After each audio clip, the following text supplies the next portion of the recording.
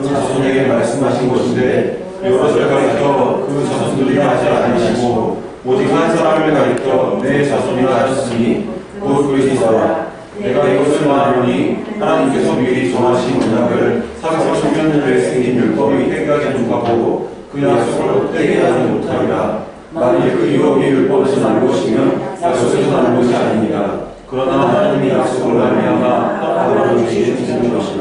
그런즉 율법은 무엇이냐? 헌법함으로 더하여진 것이라. 천사들을 통하여 한 중보자의 손으로 된 것인 것인데 약속하신 자손이 오시기까지 있을 것이라. 아멘. 손에 불 들어왔어? 네. 지난주에는 어디까지 말씀을 드렸냐면 율법이 하나님의 은혜로 율법은 주어졌지만 율법이 속 사람까지는 우리가 변화시키지 못한다 라고 말씀을 드렸습니다.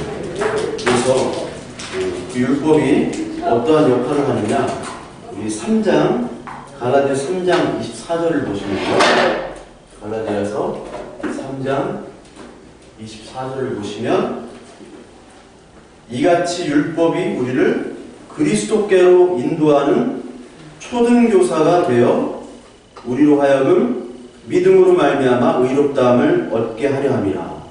자, 율법의 역할이 초등교사, 초등학교 교사가 아닙니다. 초등교사는 뭐냐면 헬라어 말로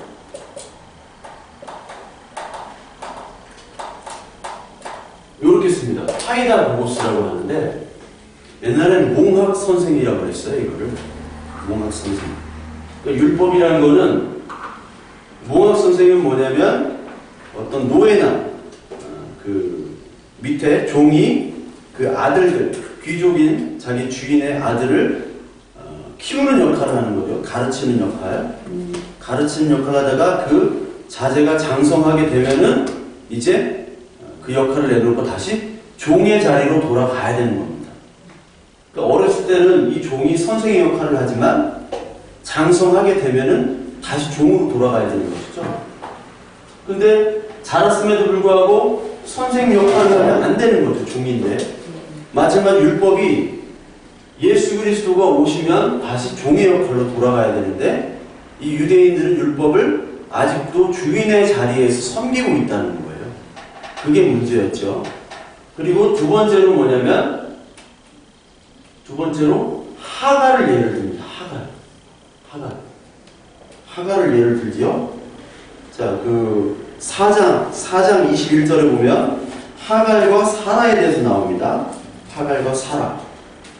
그러니까 하갈은 뭐냐면 종이었죠. 원래 종인데 아브라함이 그 약속을 25년 동안 기다려야 되는데 기다리지 못하고 자기 인간의 힘을 빌어서 하갈을 통해서 이스마엘을 낳게 되는 거죠. 이스마엘.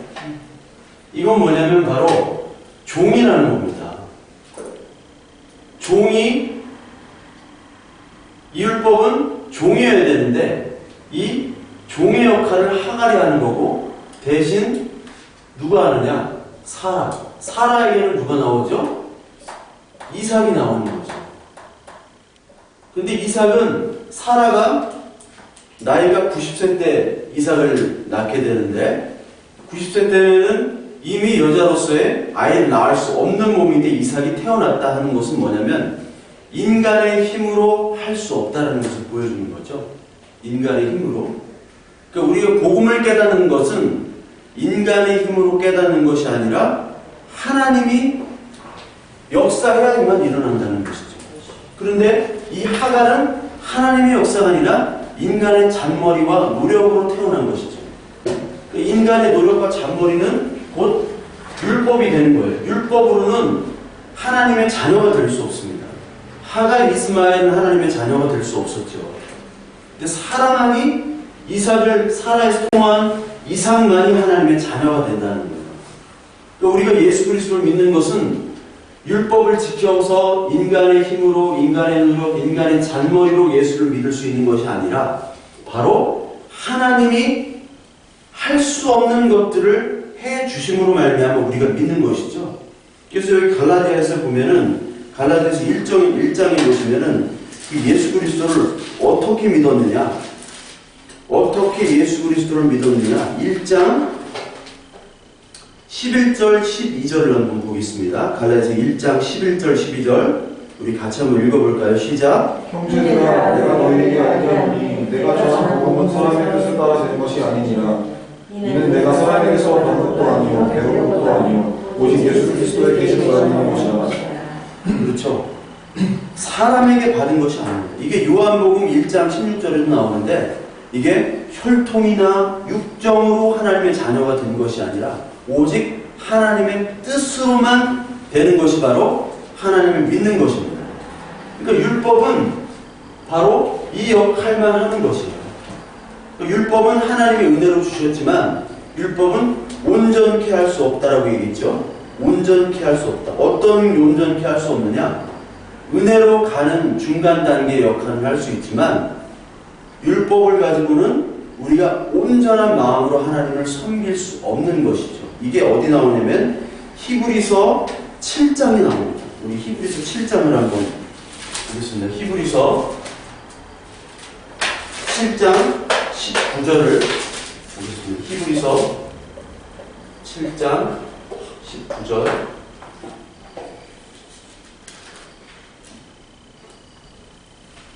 7장 19절 18절부터 제가 읽겠습니다. 전에 있던 계명은 연약하고 무익함으로 패하고 율법은 아무것도 온전하게 못할지라. 이에 더 좋은 소망이 생기니 이것으로 우리가 하나님께 가까이 가느니라. 율법은 온전하게 못한다는 말이 있는데 이 온전하게 못한다는 뜻은 그 헬라어로 텔레이오시스라고 이것은 완전하게 못한다는 겁니다. 그러니까 율법을 가지고 제사를 계속 드리잖아요. 이 제사를 계속 드려야 되는데 이 제사는 끝나지가 않습니다. 인간의 죄악이 계속 드러나기 때문에 계속해서 드려야 되는 거예요. 죽을 때까지. 그러니까 내가 죽을 때까지 드려야 되는 것이죠. 또 다음 세대가 또 드려야 되는 거고. 그러니까 완전한 제사가 이루어질 수 없고 완전한 죄 씻음이 이루어질 수 없다라는 겁니다. 율법은. 그것이 바로 율법의 한계가 되겠죠. 한계. 이 율법의 역할은 그러니까 어느 때까지 율법이 유효하느냐? 우리 9장 한번 볼까요? 히브리서 9장. 히브리서 9장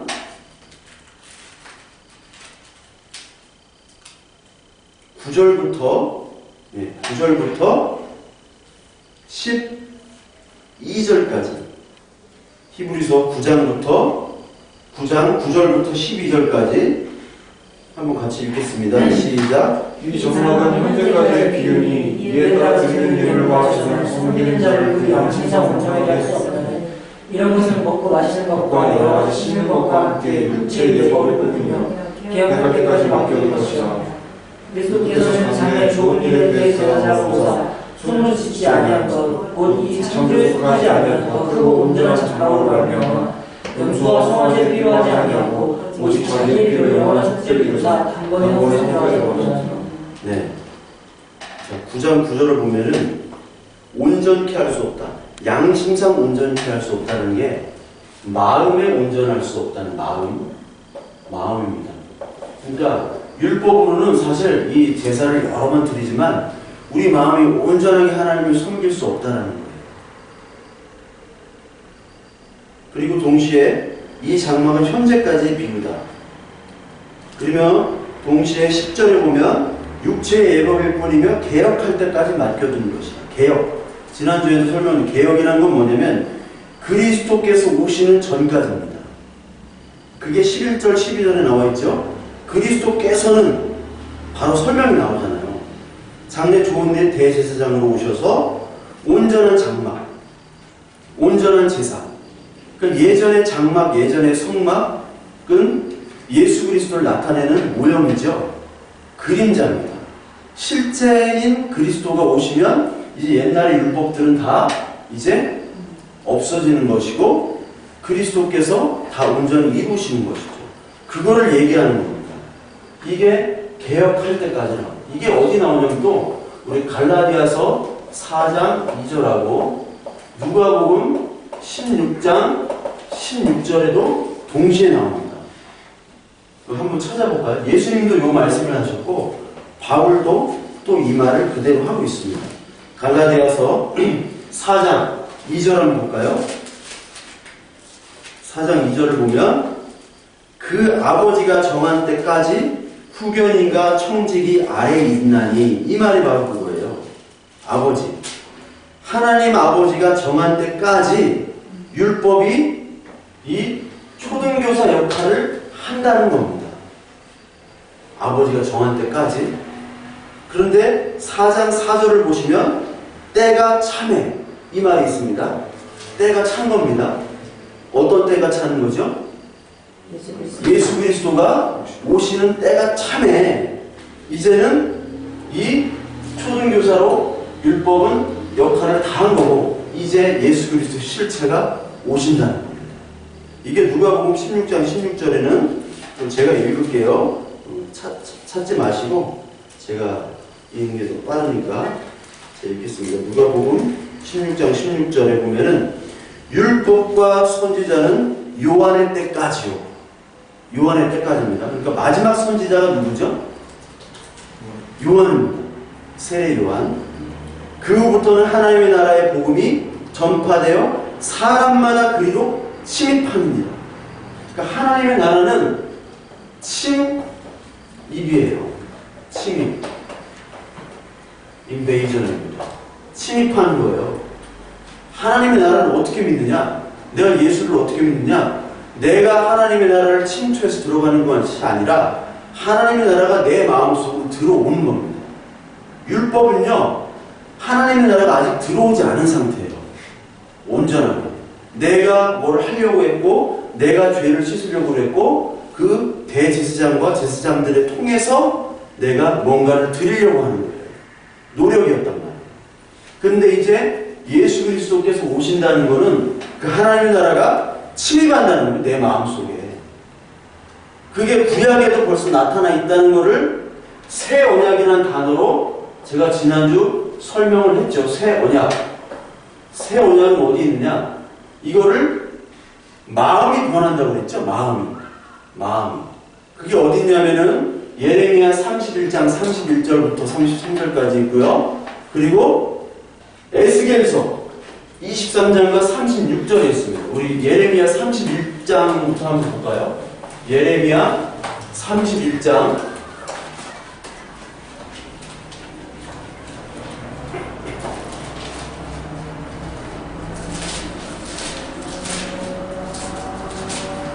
예레미야 31장을 하면 새 언약이라는 게 나옵니다. 새 언약이라는 건 바로 하나님의 은혜로 그 언약을 이루신다. 예수 그리스도로. 우리 같이 읽겠습니다. 여호와의 말씀이니라. 보라, 날이 이르리니 내가 이스라엘 31장 31절 이스라엘 집과 유다 집에 새 언약을 맺으리라. 이 언약은 내가 그들의 조상들의 손을 잡고 애굽 땅에서 인도하여 내던 날에 맺은 것 같이 아니할 것은 내가 그들의 남편이 되었어도 그들이 내 언약을 깨뜨렸습니다. 여호와의 말씀이니라.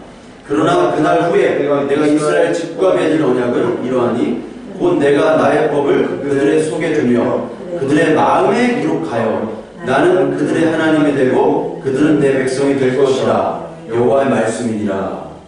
자, 옛날에 그 언약, 옛 언약은 모세 언약을 얘기하는 거죠. 내가 그들의 조상들 손에 잡고 애굽에서 인도하여 냈던 언약은 모세가 모세에게 준 언약입니다. 모세 때. 근데 그 모세의 언약은 율법을 얘기하는 것이죠. 율법은 안 된다. 왜? 마음이 온전케 되지 않기 때문에. 그래서 33장에 보면은 여기 마음의 동그라미를 치시면 돼요. 성경에. 그들의 마음에 기록하여. 이제 옛날에는 하나님의 율법, 하나님의 뜻이 돌판에 옛날에 새겨졌는데 지금은 우리의 마음속에 새겨진 겁니다. 마음속에. 우리가 마음속으로 우러나는 그 마음으로 우리의 하나님, 그리고 나는 하나님의 백성, 이 마음속으로 모든 것이 우러남을 통해서 우리가 행위로까지 가는 것이지, 옛날에는 그런 마음이 사실 없었어요. 율법을 지키기에 바빴고 또 많은 백성들이 하나님의 뜻이 그리스도로 온다는 뜻도 몰랐어요. 그때는 몰랐습니다. 그러니까 지금의 어떤 우리의 예수 그리스도를 믿는 것은 마음판에 새겨진 것이죠. 그것이 이제 설명을 어떻게 해주시냐면 또 에스겔서에 설명을 합니다. 에스겔서 23장에 보시면요, 그 마음을 어떤 마음을 주시느냐, 23장 27절 28절 제가 읽을게요. 이와 같이 내가 내 음란과 애굽 땅에서부터 행음하던 것을 그치게 하여 너로 그들을 향하여 눈을 들지도 못하게 하며 다시는 애굽을 기억하지도 못하게 하리라. 주 여호와께서 이와 같이 말씀하셨느니라. 나는 내가 미워하는 자와 내 마음에 싫어하는 자의 손을 너를 붙이리니. 자, 너의 행음한 어떤 것들을, 우상 숭배하던 것들을 그치게 하고 그들을 향해 눈을 들지도 못하며 애굽을 기억하지 못하게 하겠다. 그러니까 그 죄의 마음을 없애겠다는 거예요. 하나님이, 누가? 하나님이 하시겠다. 그게 에스겔 36장에 또 그대로 나오죠. 에스겔 36장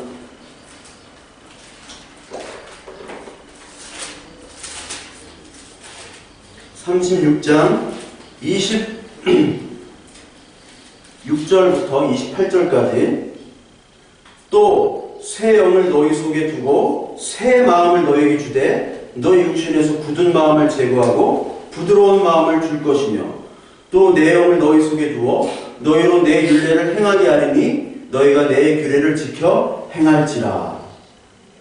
내가 내 조상들에게 준 땅에서 너희가 거주하면서 내 백성이 되고 나는 너희 하나님이 되리라. 또 백성과 하나님이 나오죠. 그러면서 새 마음을 주겠대. 이 새 마음은 뭐냐면 아까도 얘기했듯이 이제는 죄를 짓고 싶어도 죄를 지을 수 없다는 거예요. 우리의 마음이 죄를 짓고 싶어도 그런 마음을 하나님이 주시겠다는 겁니다. 우리에게. 이게 바로 교리 중에 성도의 견인이라는 교리가 있습니다. 견인. 성도의 견인.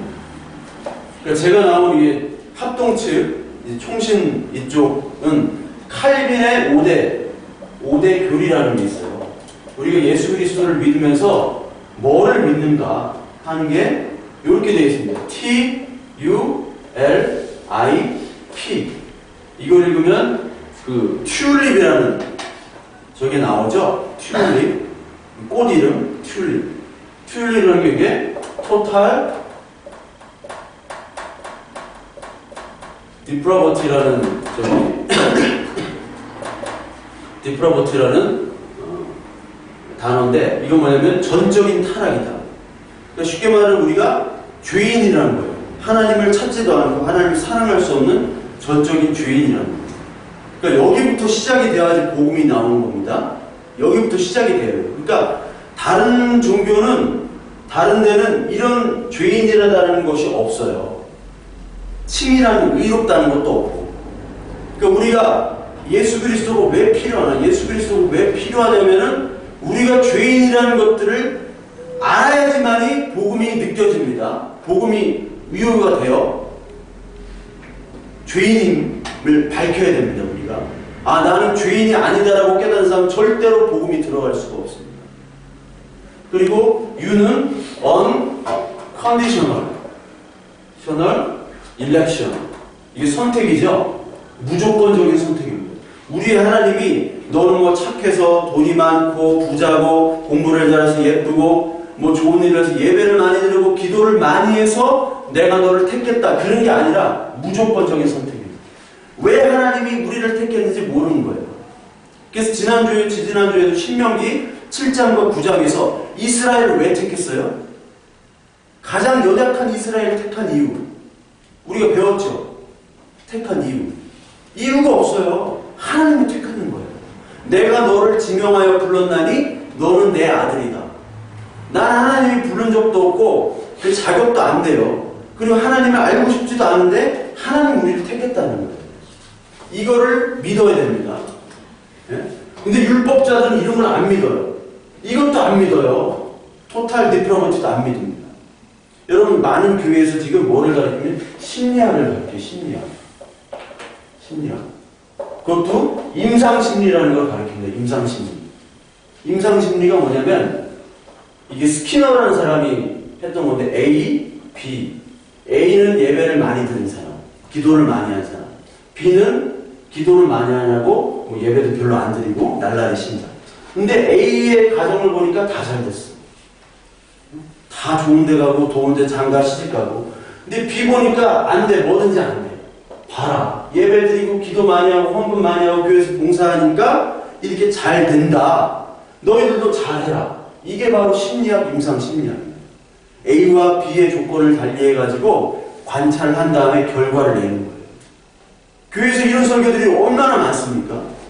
심리학은요, 인간의 죄악을 부정합니다. 심리학은 처음에 그래요. 인간은 죄가 없다라고 그래요. 너 죄인이야 이렇게 안 하고 너는 지금 좀 착한 게 좀 모자라. 그렇게 얘기를 해요. 착한 게 모자라. 결핍이라는 얘기를 씁니다. 목사님 심리학 많이 하시잖아요. 목사님 심리학 공부 많이 하시던데. 그러니까 이 자체가 잘못됩니다. 심리학은 심리학 상담 그런 것들이 다 잘못된 그러니까 세상에서 온 거를 가지고 말씀에다 붙였는데 그건 다 엉터리예요. 다 엉터리입니다. 대부분 엉터리입니다. 무조건적인 선택도 없어요. 여기는 내가 열심히 하는 거예요. 이것도 마찬가지입니다. 율법주의자들이 하는 게 뭐냐면 내가 열심히 하는 거거든요. 내가 열심히. 지금 현대교회에 다 그렇게 다 가는 거죠. 이 리미티드, 여기 리미티드 어톤먼트라고 이건 제한적인 속죄. 모든 사람이 구원을 받는 것이 아닙니다. 하나님이 택한 자만 구원을 받는 거예요. 성경에 모든 사람을 구원하기 위해서 이런 단어가 있는데 그리고 또 하나님이 택한 자의 모든 사람을 구원하는 자도 있습니다. 성경이 어떤 게 더 많은지 몰라요. 근데 이 모든이란 단어는 예수 그리스도가 택한 모든 사람을 얘기하는 거예요. 다 전 인류가 구원받는 거 아닙니다. 그래서 이단들이 뭐라고 했냐면 하나님 사랑의 하나님인데 어떻게 누구는 천국 가고 누구는 지옥 가게 만드느냐. 그거는 이상한 하나님이다. 모든 사람이 다 구원 얻는다. 이렇게 얘기를 할 거예요. 그 이단입니다. 그리고 irresistible grace. 이게 거부할 수 없는 은혜. 내가 하나님을 떠나고 싶어도 하나님의 은혜가 가입이 된다는 거예요. 우리가 하나님을 늘 떠나고 싶어 하잖아요, 사실. 그런데 하나님은 붙잡아 놓는 겁니다. 그 고멜처럼. 호세아서 창녀 고멜처럼 그 고멜이 밖에 나가서 계속 다른 사람을 찾지만 호세아가 누구예요? 여호수아잖아요. 여호수아는 바로 예수를 나타내는 겁니다. 히브리 말로 예수. 호세아가 마찬가지로 그 값을 치러서 그 음란한 그 하나님을 떠난 그 부인을 잡아다가 놓는 게 바로 이겁니다. 그리고 오늘 얘기한 성도의 견인 perseverance of the saint라고 이거 뭐냐면 성도의 견인 성도를 계속해서 유지시켜준다는 거예요. 내가 죄를 짓고 새 마음 사실 이 새 마음을 죄를 짓지 않도록 하나님 주셨지만 우리는 늘 죄를 짓잖아요. 하나님 떠나고 싶은 마음이 있잖아요. 그래도 내가 너를 창세전에 찍었기 때문에 한 번 찍은 너는 네가 아무리 발버둥을 쳐도 내가 견인차가 끌고 가듯이 끌고 간다는 거예요. 이게 어디 나와 있냐? 이 말씀의 구약에 나오고 우리가 흔히 얘기하는 이 에스겔 37장 마른 뼈의 환상. 마른 뼈라는 건 뭐죠? 마른 뼈는 죽은 겁니다. 죽은 거라는 건 토탈 디프로버티를 얘기해요. 전적인 타락으로 우리가 죄 때문에 죽었잖아요. 죄의 삭은 사망이다. 그런데 이 사망을 어떻게 만들어요? 하나님의 은혜로, 전적인 은혜로, 거부할 수 없는 은혜로, 일렉션, 언컨디셔널, 무조건적인 선택으로 하나님이 이 성도를 끌고 가는 겁니다. 그래서 살려주신다는 거예요. 그게 바로 이 나와 있는 마른 뼈의 환상을 얘기하는 겁니다. 마른 뼈에. 그거를 구약에서 계속해서 나타나고 이야기하고 있다가 갈라디아서 4장 4절에 때가 참에 예수 그리스도께서 실제적으로 이 땅에 오셨다는 겁니다. 그거를 너희가 믿느냐? 이것들을 너희가 믿느냐? 근데 교회에서 이런 것들이 아닌 심리학과 경영학과 이런 것들을 지금 많이 섞어가지고 가르치는 것 자체가 타락이 되는 겁니다. 지금 가장 큰 타락이 뭐 도덕적 윤리적인 범죄를 저질러가지고 세상에게 많이 욕을 먹잖아요. 교회가. 그게 타락이 아니에요. 그게 본질적인 문제가 아니라 하나님의 말씀에 다른 것을 플러스하고 또 빼고 자기 마음대로 지난주에 성경에 있던 사사로이 성경을 푼다라는 말이 있었죠. 베드로후서 3장에 그 사사로이 푼다는 거는 개인적으로 해석했다. Private Interpretation이라고 있죠. 내 욕망에 따라 내 멋대로 하나님 말씀을 옮겨버리는 겁니다. 그래서 계시록 22장 맨 마지막에 누가 벌을 받냐면 맨 마지막에 이 말씀에 빼고 더한 자. 그거를 마지막으로 얘기를 하고 딱 끝나요. 계시록 22장에. 근데 뭐를 더하는 게 이제 뭐를 뺀 건지 본인이 그렇게 잘 그렇죠. 잘 모르죠. 그걸. 아무도 모릅니다. 이게. 근데 하나님의 말씀을 제대로 알고 제대로 알면 사실 제대로 가르치고 제대로 알면 하나님의 성령께서 음성을 듣게 해줍니다. 그게 뭐냐면 요한복음의 10장에 나와 있는 목자와 양의 비유예요. 양은 하나님이 택한 양의 백성은 목자의 음성을 듣습니다. 그리고 목자도 양을 알아봐요. 음성을 듣습니다. 근데 그 음성을 듣지 못하는 자는 뭡니까? 귀가 아직 할례를 받지 못한 거예요. 귀의 할례를 받지 못한 자. 이게 예레미야 6장 10절에 나옵니다. 우리 한번 볼까요?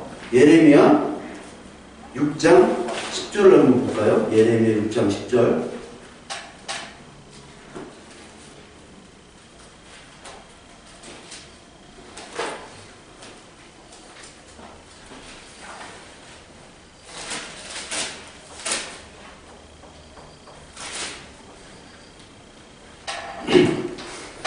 자, 제가 읽겠습니다. 내가 누구에게 말하며 누구에게 경책하여 듣게 할꼬 보라. 그 귀가 할례를 받지 못하였으므로 듣지 못하는도다. 보라, 여호와의 말씀을 그들이 자신에게 욕으로 여기고 이를 즐겨하지 아니하니 그러므로 여호와의 분노가 내게 가득하여 참기 어렵도다. 그것을 거리에 있는 아이들과 모든 청년들에게 부으리니 남편과 아내와 나이 든 사람과 늙은이가 다 잡히리로다. 자, 귀의 할례를 얘기합니다. 우리가 마음의 할례가 있죠. 귀가 할례가 있습니다. 예전에는 육체의 할례만 있었어요. 그러니까 율법주의 유대인들은 육체의 할례만 받으면 되는 줄 알았어요. 그리고 제사만 많이 드리면 되는데 성경은 뭐를 얘기해요? 구약의 시대에도 성경은 뭐를 얘기해요? 귀의 할례, 마음의 할례를 얘기해요. 이 마음의 귀의 할례를 받지 못하면 하나님의 말씀이 들리지 않습니다. 양의 백성이 되어야 되는데 염소가 되는 거예요. 마태복음 25장에 양과 염소의 비유가 있죠. 이제 교회는 양의 교회와 염소의 교회로 확실히 나눠집니다. 양의 교회와 염소의 교회. 어떤 게 양의 교회예요? 목자의 음성을 듣는 게 양의 교회이고 목자의 음성을 듣지 못하는 교회는 염소 교회입니다.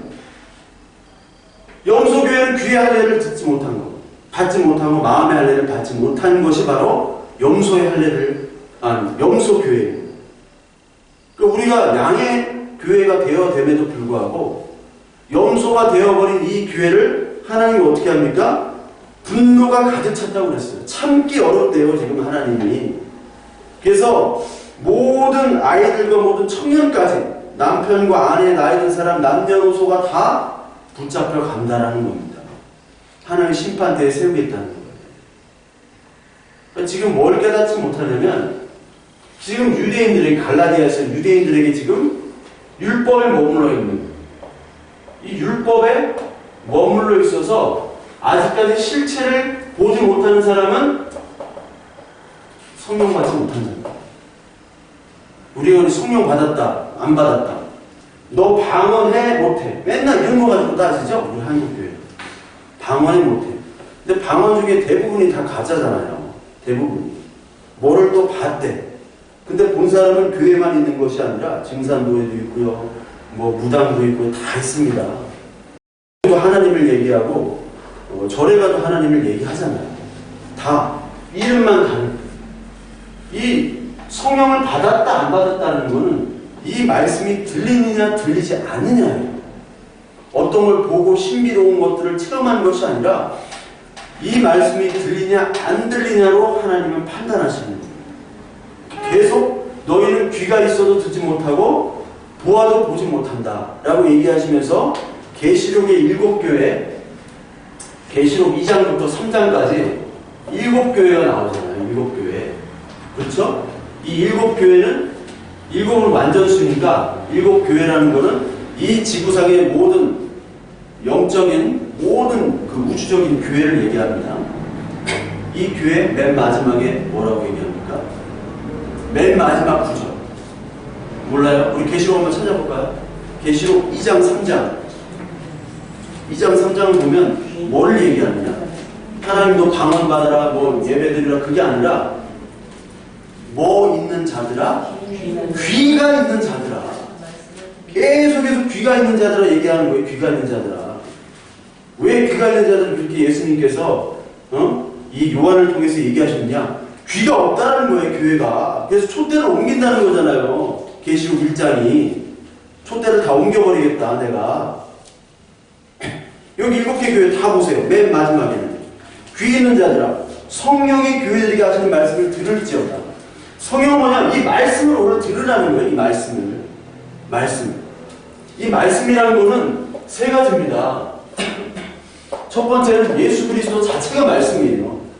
요한복음 1장에 나온 말씀, 그 로고스 예수 그리스도를 얘기하는 거예요. 두 번째는 뭐냐면 기록된 성경의 말씀이에요. 성경의 말씀. 오늘 이 기록된 성경의 말씀. 그리고 세 번째로는 캐리그마, 선포된 말씀입니다. 선포된. 오늘 제가 부족하지만 이 말씀을 선포할 때 하나님 성령이 역사하는 이 말씀, 이 세 가지 말씀을 귀를 있는 자, 귀에 할례를 받은 자만이 들을 수 있다는 거예요. 뭐를 통해서? 성령의 조명, 성령의 비춰주심, 성령의 역사를 통해서만이 들을 수 있는 겁니다. 아무리 똑똑한 사람도 이 말씀 아무리 쉽게 얘기해도 들리지 않아요. 우리가 전도하면 들립니까? 안 들리잖아요. 근데 어떤 사람은 듣는다고요. 아무것도 몰라도. 들리는 사람이 있어요. 하나님 택한 자들. 이 말씀이 이렇게 중요하고 귀가 이렇게 중요한 겁니다. 귀가 있는 자, 귀가 할례를 받은 자는 들리게 되어 있어요. 그런데 지금 유대인들은 예수 그리스도가 오셨음에도 불구하고 그리고 이 구약에 이미 예수 그리스도의 나타내심을 얘기했잖아요. 율법이 아니라 은혜라는 걸 얘기했잖아요. 그렇죠. 그리고 우리 갈라디아서 3장에 오늘 보면요. 3장에 보면 우리가 읽은 게 뭐냐면 아브라함 얘기했잖아요. 아브라함 후에 430년 후에 율법이 생겼죠. 아브라함 430년 후에. 근데 아브라함은 뭘로 의롭다고 선포가 됩니까? 율법으로 의롭다고 합니까? 아니면 은혜로 의롭다고 했어요? 은혜로 의롭다고 했어요. 이미 율법은 아브라함 때 이후 430년 후에 이루어진데 아브라함의 은혜는 얘기 안 하고 430년 후에 율법 가지고 자기가 의롭게 되는 원래의 은혜는 없애버리고 이게 잘못됐잖아요. 여기에 머물러 있는 거예요. 성경을 봐도 보질 못하고 듣지를 못하는 이유는 뭐냐면 귀가 할례를 받지 못한 상태입니다. 유대인들. 그렇다 보니까 지금 율법을 지키는데 그 율법은 누구를 위해 지키느냐? 하나님을 위해 지키는 것 같지만 다 나를 위해서 하는 거예요. 교회에서 하는 율법적인 것들도 다 깊이 마음속에 들어가 보면 다 다 나를 위한 거, 내 가족을 위한 겁니다. 그래서 하나님이 뭐라고 얘기하시느냐? 스가랴서 7장 우리 볼까요? 스가랴서 7장 5절 6절. 스가랴서 7장 5절 6절을 한번 보시면요.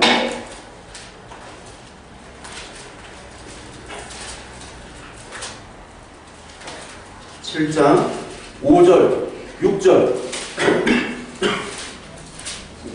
읽겠습니다. 스가랴 1318페이지입니다. 예, 스가랴서 7장 5절 6절 1318페이지 시작. 온 땅의 백성과 제사장들에게 들으라. 너희가 70년 동안 다섯째 달과 일곱째 달에 금식하고 애통하거니와 그 금식이 나를 위하여 나를 위하여 한 것이냐. 너희가 먹고 마실 때 그것은 너희를 위하여 먹고 너희를 위하여 마시는 것이 아니냐. 예. 그러니까 하나님이 나를 위해서 한 거냐 너를 위해서 금식한 거냐 나오죠. 누구를 위해서 했다는 거예요? 하나님 다 너희를 위해서 한 거지 네 자신들을 위해서 금식한 거지 나를 위해서 한 것이 아니지라고 얘기하잖아요. 금식만 그럽니까? 기도, 예배, 특히 헌금. 제가 얘기했잖아요. 헌금은 그렇게 열심히 많이 드리고 나서 왜 12월 연말에 연말정산을 받는다고 그렇게 하냐고요. 응? 줬다가 빼는 거지 그거. 교회마다 연말정산 받는다고 많이 하잖아요. 영수증 띄고. 왜 그거 하냐고.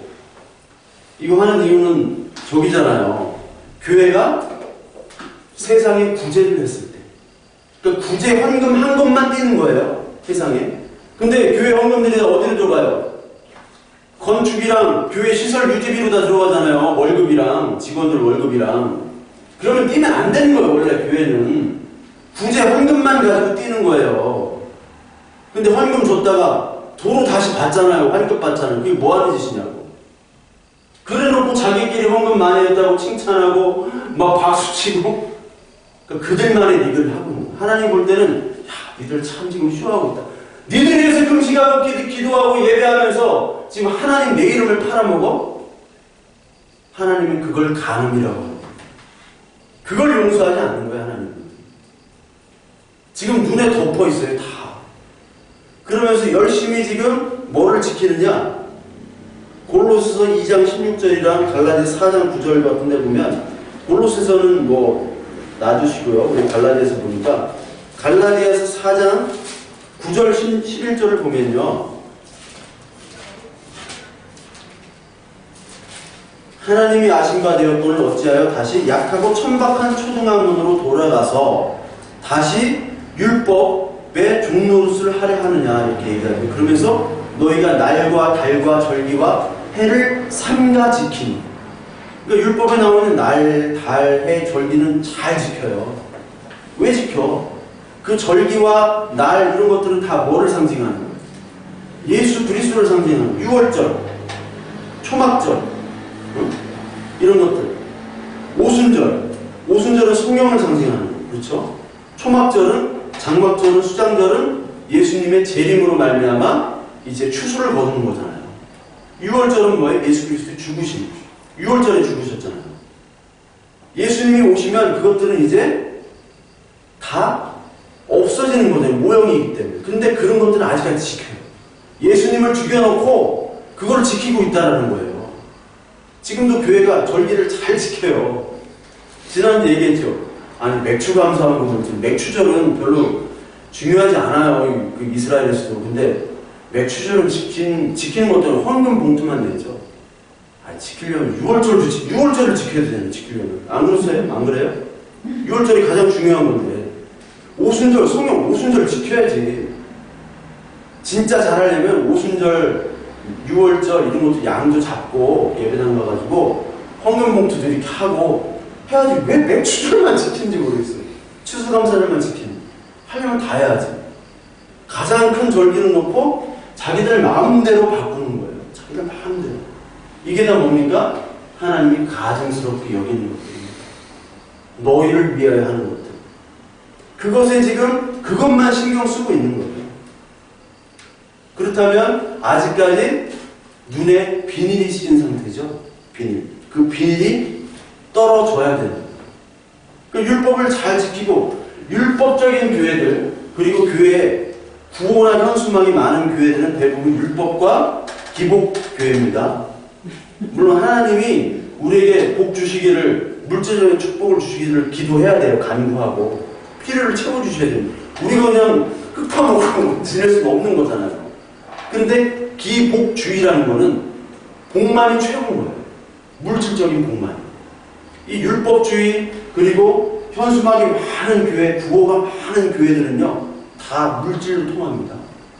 물질적으로 가시적인 축복이 보여져야지만이 그 사람이 하나님이 축복하는, 그리고 내가 잘 믿는 성도라는 증명이 되는 거예요.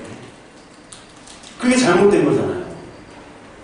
거기에 머물러 있는 사람들은 자기 한 기도, 예배, 헌금, 봉사를 가지고 뭘 하냐? 자기 영광 챙기기 바빠. 자기 영광. 이 영광이라는 단어가 너무 잘못됐어요. 우리 요한복음 5장 37절을 한번 볼까요? 요한복음, 하나님이 이들이 서로 영광을 챙겨 먹는 것들에 대해서 하나님이 비판을 하십니다. 예수 그리스도께서 비판을 하십니다. 요한복음 5장 39절부터 47절까지 한번 볼게요. 자, 제가 읽겠습니다. 너희가 성경에서 영생하는 줄 생각하고 성경을 연구하노니와 이 성경이 곧 내게 예수 그리스도에 대해 증언하는 것이니라. 그러나 너희가 영생을 얻기 위하여 내게 오기를 원하지 아니하는도다. 나는 사람에게서 영광을 취하지 아니하노라. 다만 하나님을 사랑하는 것이 너희 속에 없음을 알았노라. 나는 내 아버지 이름으로 왔음에 너희가 영접하지 아니하나. 만일 다른 사람이 자기 이름으로 오면 영접하리라. 자, 44절. 너희가 서로 영광을 취하고 유일하신 하나님께로부터 오는 영광은 구하지 아니하니 어찌 나를 믿을 수 있느냐. 너희 서로 너희들 영광을 챙겨 먹는다는 겁니다. 내가 너희를 아버지께 고발할까 생각하지 말라. 너희는 고발하는 이가 있으니 곧 너희가 바라는 자 모세이니라. 그러니까 내가 지금 너희들을 고발하는 것이 아니라 너희들이 그렇게 섬기고 너희들이 그렇게 따르는 율법의 지도자 모세가 바로 너희들 지금을 고발한다는 거예요. 왜? 모세는 누구를 지칭했어요? 누구를 섬기라고 그랬어요? 예수 그리스도를 섬기라고. 46절에 모세를 믿었더라면 또 나를 믿었으리니 이는 그가 내게 대하여 기록하였음이니라. 그러나 그의 글도 믿지 아니하거늘 어찌 내 말을 믿겠느냐. 모세가 마지막 한 말이 뭐예요? 나와 같은 선지자가 나올 것인데 그 선지자의 말씀에 순종하라 하고 호렙산에서 죽은 거예요. 나와 같은 선지자가 누굽니까? 모세는 하나님의 얼굴을 대면에서 본 자죠. 나와 대면에서 본 자는 누구예요? 예수 그리스도예요. 그러니까 모세의 글, 니들이 성경을 그렇게 밤새도록 연구하고 지키려고 하지만 그럼에도 불구하고 모세가 지칭하는 나를 보지 못하고 듣지 못하고 읽지 못하는 건 아직까지 그 자기의 영광을 챙기려고 하나님의 영광을 죽인 겁니다. 자기 영광을 챙기려고 죽인 거예요. 그래서 욕심이 죄를 낳고, 욕심이 잉태하여 죄를 낳고, 죄가 장성하여 사망. 자기 욕심이죠, 영광이. 죄죠, 이게. 죄를 자기가 하려고 해도 해결이 안 되죠. 그러니까 어떻게 됩니까? 죽을 수밖에 없는. 이 사람은 다 죽어요, 율법자들은. 다 죽는다는 거예요, 지금. 교회가 율법주의로 가잖아요. 율법을 잘 지키고 해라. 그럼 복 받는다. 다 죽자는 거예요, 지금. 겉으로 율법 지키라. 율법. 그렇게는 안 하죠, 당연히. 그렇게는 안 하죠. 뭐가 율법을 지키는 건지도 모르고. 뭐가 율법을 지키는지도 몰라요. 이 마음속에 예수 그리스도에 대한 이 은혜가 없음에도 불구하고 아무것도 모른 채 지금 교회에 참석하고 출석하고 목회자나 다른 사람이 시키는 대로 하는 것뿐이에요. 그러니까 이 성경 여러분 사대교회 보면요, 사대교회 뭐라고 얘기하냐면 제발 생각 좀 해라. 생각 좀 하고 삽시다. 그 말이 나옵니다. 누가 얘기했어요? 예수 그리스도께서 그 요한을 통해서 이따 볼 거예요. 생각하라. 여러분 제가 얘기했듯이 예전에 나치 전범 중에 아이히만이라는 전범이 있습니다. 아이히만. 내가 얘기했을 거예요. 아이히만이 사람을 그렇게 많이 죽였어요. 유태인들을. 그래서 부에노스아이레스에서 잡혔어요. 나치 전범들이 아르헨티나로 많이 도망갔습니다. 잡혀가지고 딱 물어봤어요. 너 그렇게 왜 이렇게 죽였느냐. 근데 잡혀보니까 너무 좋은 할아버지야. 너무 인상도 좋고 주변에 아니 저 사람이 수백만 명을 죽인 사람이야? 근데 그 사람이 하는 말이 나는 시키는 대로만 따랐을 뿐이다. 그렇게 얘기를 해요. 위에서 히틀러가 죽이라고 해서 나는 명령에 충성했을 뿐이지 나는 잘못이 없다고. 근데 한나 아렌트라는 여자 철학자가 악의 평범성이라고 해가지고 아이히만에 대해서 이제 쓴 글이 있어요. 근데 아이히만에 대해서 유죄를 선포하는 이유는 뭐냐면 네가 생각이 없었다. 인간이라면 이 사람이 중요한 걸 알잖아요. 그런데 명령보다 군대 국가의 명령보다 인간의 생명이 더 중요한 것을 깨달아야 되는데 그런 생각이 없었음에 너는 당연히 유죄고 너는 당연히 죽어야 된다. 근데 어렸을 때부터 주일학교 때부터 착하게 그렇죠. 안 살면 지옥 간다고 그렇게 배우는 그렇죠. 그런 게 그러니까 착하게 산다. 착하게 산다는 말이 교회의 말에 잘 따라요. 근데 착하게 산다는 거는 커트라인이 있잖아요. 인간적인 기준이잖아요. 제가 늘 얘기했듯이. 착하게 산다는 기준이 뭡니까? 뭐예요 기준이? 어디까지는 자르고 어디까지는 그 1000억을 해먹은 사람이랑 999억을 해먹은 사람이랑 그럼 여기서 잘라야 돼요? 어디서 잘라야 돼요? 얘는 천국 가고 얘는 지옥 가야 돼요? 이런 건 말이 안 됩니다. 이렇게도 못 살고 저렇게 네. 못 살고 모든 게 다 인간적인 기준이라는 겁니다. 그러니까 생각이 없다는 거예요 지금 교회가. 왜 생각이 없게 되느냐? 자기 욕심과 영광 때문에 하나님의 은혜가 뭔지를 모르기 때문에 지금 생각 없이 다니게 되는 거예요. 하나님의 영광이 뭡니까? 하나님의 영광? 하나님의 영광이라는 것은 바로 뭐냐면 예수 그리스도의 죽으심이 바로 영광. 어디냐? 요한복음 1장에 나옵니다. 1장 한번 볼까요? 영광이라는 게 바로 딴 말이 아니에요. 요한복음 1장 14절을 한번 보면요. 우리가 성경만 잘 보고 잘 찾아도 사실 원어까지 안 봐도 우리가 이것만 봐도 성령께서 우리에게 말씀하시는 게 있습니다. 그런데 우리가 성경을 아예 덮어두고 믿어요. 어떻게 성경을 믿어야 되는데 성경을 덮어두고 믿냐고요. 근데 네? 그런 생각이 들어요.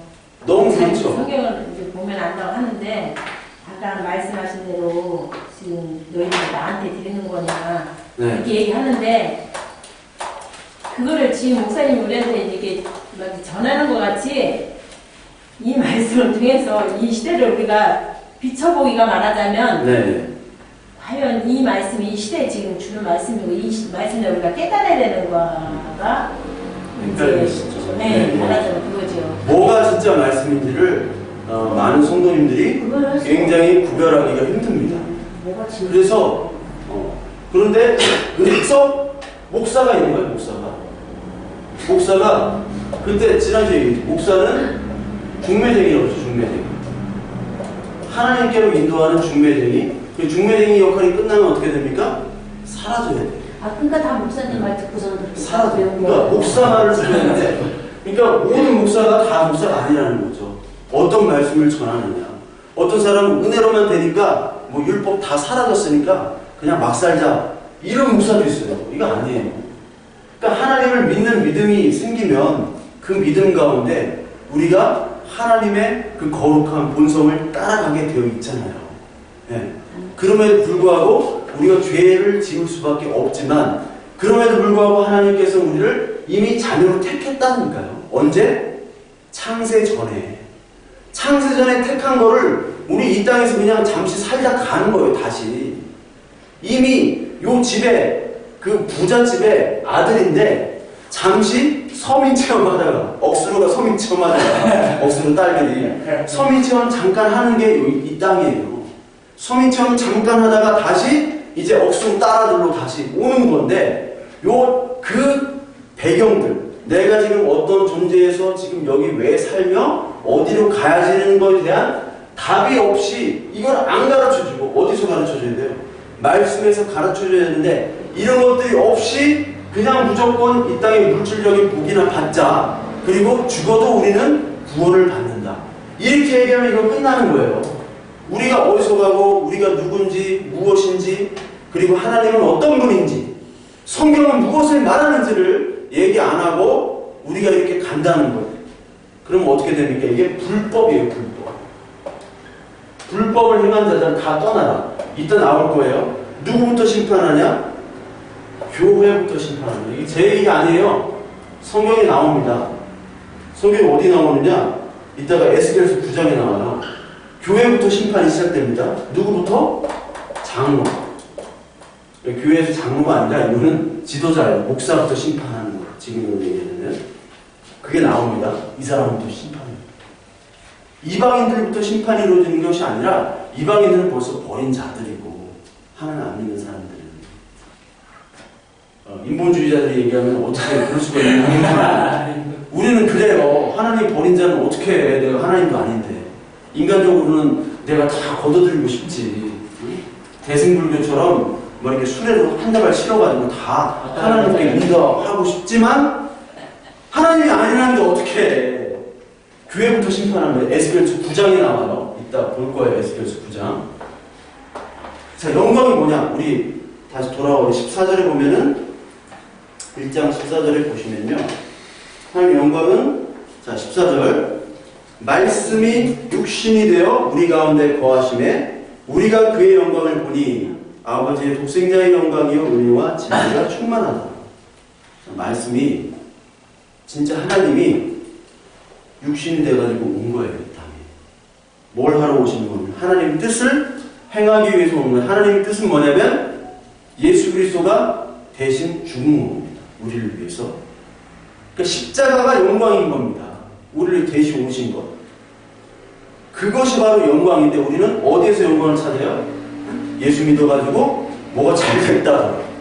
내가 이렇게 열심히 하니까 뭔가 부자가 됐다더라. 아니 내가 이렇게 잘 해보니까 막 헌금을 많이 주니까 우리 아들이 취직을 잘했네. 그런 데서 영광을 찾는 거예요. 사람들이. 서로 영광을 주고받습니다. 주고받고 해요. 그리고 어떤 큰 건축이나 어떤 사업이 프로젝트가 완성이 되면 하나님께 영광을 돌린다고 그래요. 그런 영광은 아니에요. 이 영광은 실패. 예수님이 죽으심이잖아요. 인간적으로 볼 때는 실패잖아. 저주입니다. 예수님이 저주. 이게 바로 영광이에요. 이게 빌립보서 2장 5절부터 8절까지도 나오죠? 네. 본체, 하나님의 본체시나 동등됨을 여기지 아니하고 이 땅에 인카네이션으로 오신 거잖아요. 성육신하가. 어떻게? 죽으시러 오신 것이 영광이에요. 그러니까 백부장이 하나님의 영광을 본 거예요. 예수님이 죽으실 때. 아, 저분이 진짜 하나님의 아들이구나. 믿음이 없는 백부장이 하나님의 영광을 봤는데 믿음이 있다고 하는 모든 사람들 다 도망갔다니까요. 그러니까 여러분 하나님의 심판 마지막 때는 어떻게 될 것 같아요? 믿음이 있다고 하는 자들이 다 불법으로 취급을 받는 거예요. 얼마나 무섭냐 이것이. 얼마나 무서워요. 가만히 말씀을 보고 생각해보고 한번 나와 우리 가족과 그리고 우리 교회를 한번 살펴보라고. 이 말씀에 비추어 볼 때. 이런 말씀을 아무도 안 보니까 설교에 맨 개소리들만 하는 개소리. 뭐 심리학이 어떻건 뭐 CEO 어떻게 되고 예수님 뭐 하면 뭐 복 받고. 옛날에는 복이 뭐냐면 옛날에 특히 그 청교도가 잘한 것도 있지만 잘못한 것도 있습니다. 청교도가 열심히 일하고 부를 쌓았어요. 그리고 그 부를 가지고 기업에 투자를 했습니다. 근데 그 부라는 게 뭐냐면 열심히 일하고 돈을 모으는 것 자체가 하나님이 이 사람 분명히 구원을 주셨다는 증표로 하는 거예요. 그러니까 더 열심히 하는 거야. 지금 교회가 열심히 안 하는 사람은 구원이 없다고 생각해요. 근데 여기 갈라디아에서 나온 율법자들은 열심히 있죠. 이 사람보다 더 열심히 할 수 있어요? 이 사람들보다 더 열심히 할 수 없습니다. 우리는 발꿈치도 못 따라가요. 이 사람들은 안식일이랑 할례를 지키기 위해서 목을 내밀었어요. 죽이라고.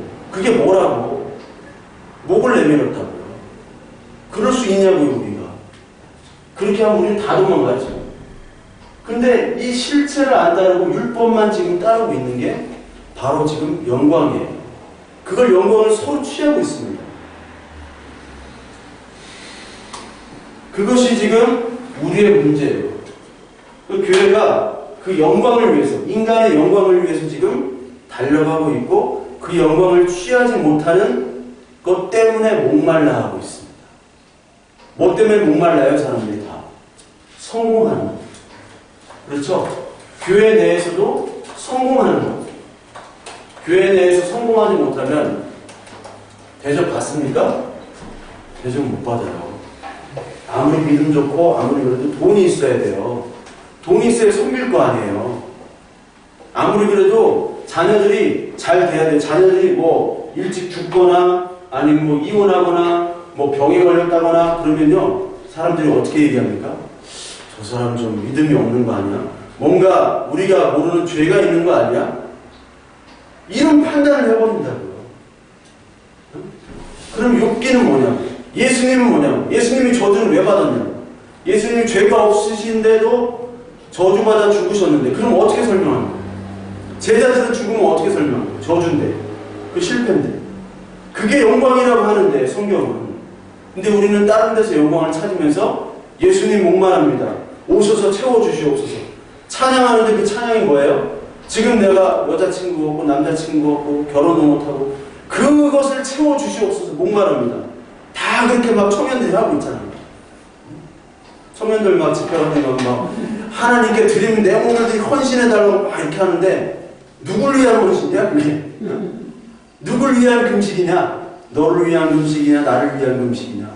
너를 위해서 그렇게 부르짖고 기도하는 거냐? 나를 위해서 하는 거냐? 그 말씀을 하고 있는데도 지금 그걸 못해요. 그러니까 우리가 그것 때문에 근심하는 것이 아니라 하나님이 기뻐하시는 근심을 해야 된다. 고린도서 7장을 한번 볼까요? 고린도서 7장 9절 10절에 하나님의 뜻대로 하는 근심과 세상 근심이 있습니다. 고린도후서 7장 9절에서 10절입니다.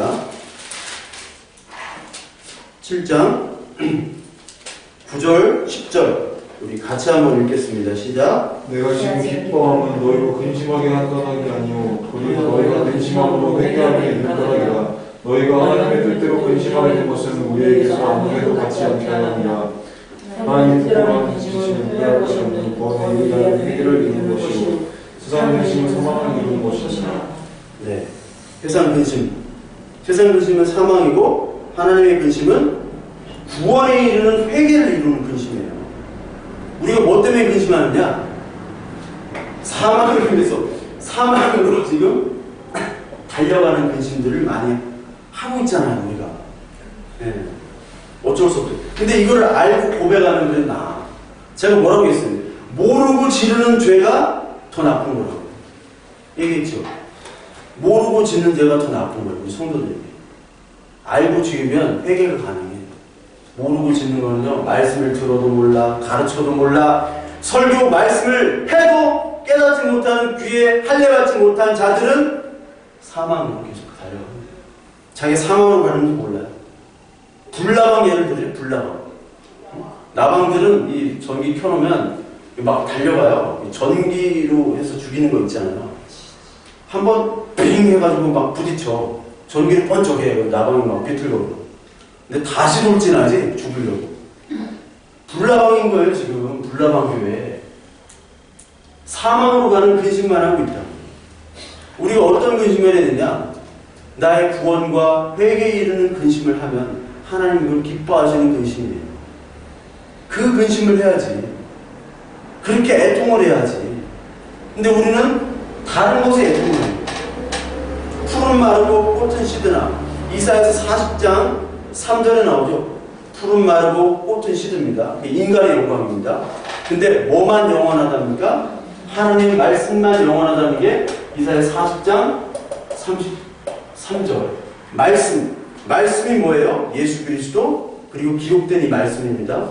우리가 다 없어집니다. 이 세상은 뭐만 남느냐? 예수 그리스도 이 말씀만 남는 거예요. 기록된 말씀과 예수 그리스도 자체만.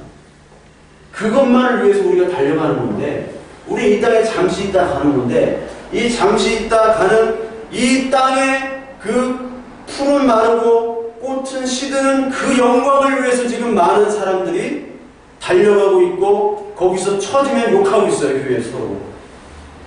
그래서 어떻게 신앙생활을 할 수 있어요? 내가 정말 하나님을 잘 섬기고 정말 하나님의 은혜에 순종하러 왔는데, 교회에 그런 마음을 갖고 왔는데 교회에 가니까 못 살겠다고 하는 사람이 수두룩하잖아. 지금 오죽하면 나 같은 무명의 목사한테까지 전화가 오냐고요. 계속 못 살겠다고, 못 다니겠다고. 많은 교회 이곳저곳 교회에서 뭔가 잘못됐잖아요. 예수님이 잘못됐어요? 아니죠.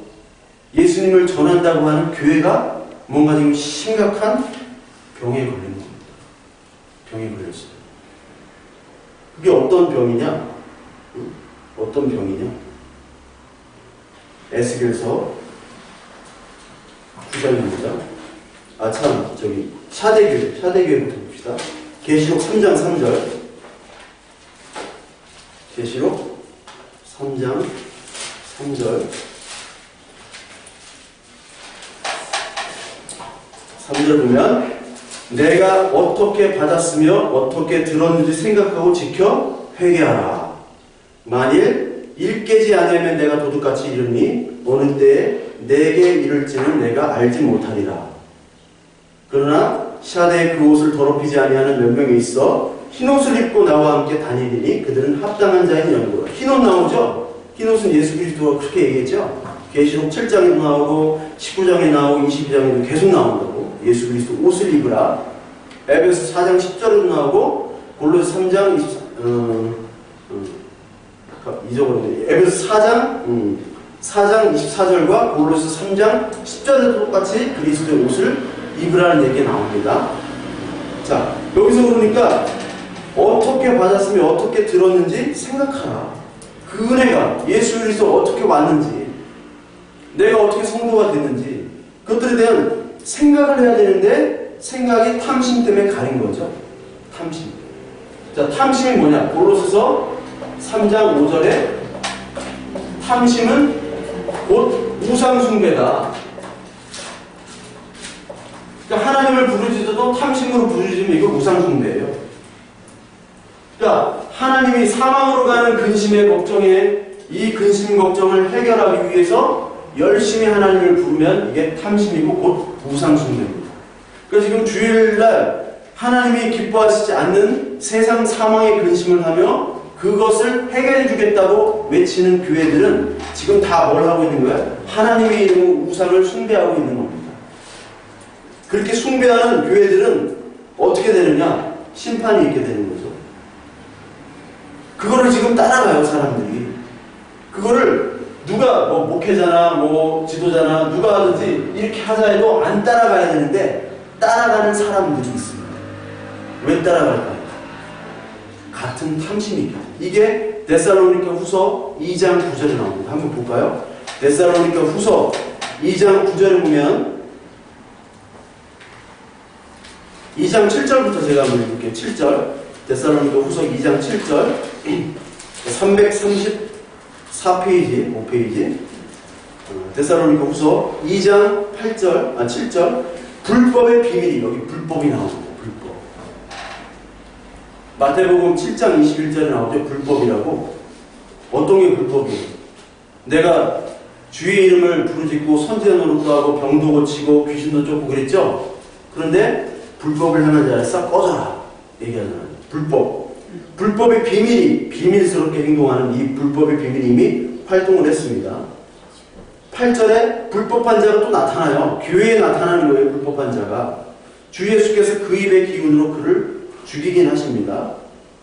9절에 악한 자에 나타나면 사탄의 활동을 따라 모든 능력과 표적과 거짓 기적과 불의의 모든 속임으로 멸망하는 자들에게 있으리니 이는 그들이 진리의 사랑을 받지 아니하여 구원함을 받지 못하였더라.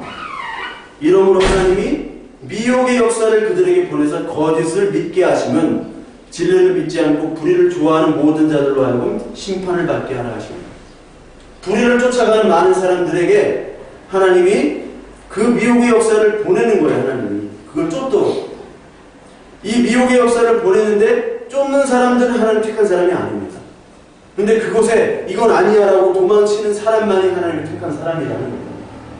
미혹에 이 탐심에 쌓여가지고 그 불법한 자들을 쫓아가는 거예요. 사람들이 지금 보면은 그런 사람들은 어떻게 되겠어요? 에스겔서 아까 9장에 에스겔서 9장만 우리 보면은 이제 됩니다. 에스겔서 9장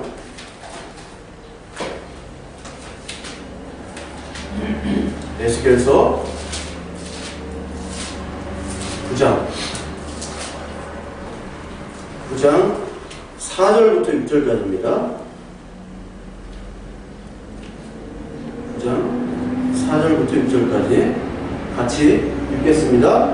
여호와께서 이르시니 너는 예루살렘 성읍 중에 순행하여 그 가운데서 행하는 모든 가증한 일로 말미암아 탄식하며 우는 자의 이마에 표를 그리라 하시고 그들에 대하여 내 귀에 이르시되 너희는 그를 따라 성읍 중에 다니며 불쌍히 여기지 말며 긍휼을 베풀지 말고 쳐서 늙은 자와 젊은 자와 처녀와 어린이와 여자를 다 죽이되 이마에 표 있는 자에게는 가까이 하지 말라. 내 성소에서 시작할지니라 하시매 그들이 성전 앞에 있는 늙은 자로부터 시작하였더라. 이렇게 나오죠. 자, 가증한 일로 말미암아 탄식하여 우는 자.